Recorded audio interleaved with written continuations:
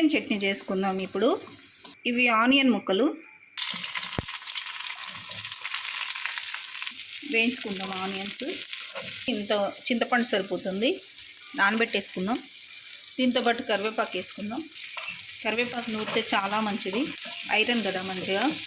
Onions తొందరగా ఉడకాలంటే కొంచెం salt వేసుకుందాం. తక్కువ అయితే మీరు మిక్సీలో కూడా వేసుకోవచ్చు. ఇంగువ, కొంచెం పసుపు,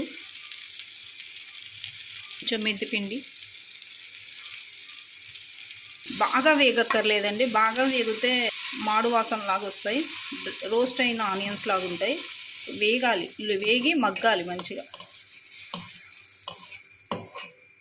వెల్లిపాయలు వేస్తున్నా కొంచెం నూనెలో.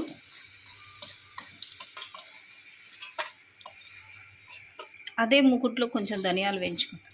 కొంచెమే, కమ్మటి వాసన వస్తుందండి. ఎంత మంచి అరోమా అంటే, ధనియాలు వేగుతున్నా, మెంతులు వేగుతున్నా, జీలకర్ర వేగుతున్నా, మినపప్పు వేగుతున్నా చాలా మంచి వాసన వస్తుంది.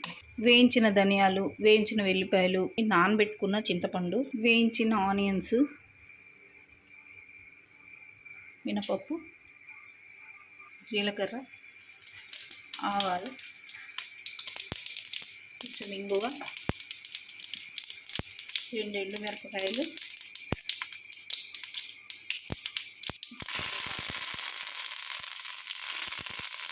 ఈ ఆనియన్ చట్నీ ఇందాక బ్లెండర్లో తీసుకున్నాను.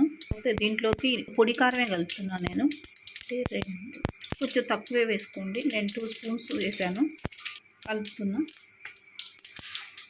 దీంట్లోకి నేను ఎండుమిర్చి వేయలేదు, పొడి కారం, ఎండు కారం వేసాను. ఈ ఎండుమిర్చి పొడి కారం వేసి కలిపే కదా, దీంట్లోకి ఈ తాలింపు పెట్టుకున్నాం కదా, ఇప్పుడు దీంట్లో వేసేసుకోవాలి. డిష్ అవుట్ చేశానండి ఆనియన్ చట్నీ. చూడండి ఎలా ఉందో, ఎర్రగా చక్కగా. మంచిగా చేసుకోండి, తినండి, లైక్ చేయండి, సబ్స్క్రైబ్ చేయండి, షేర్ చేయండి. దీన్ని చూసి నాకు కామెంట్ రూపంలో పెట్టండి.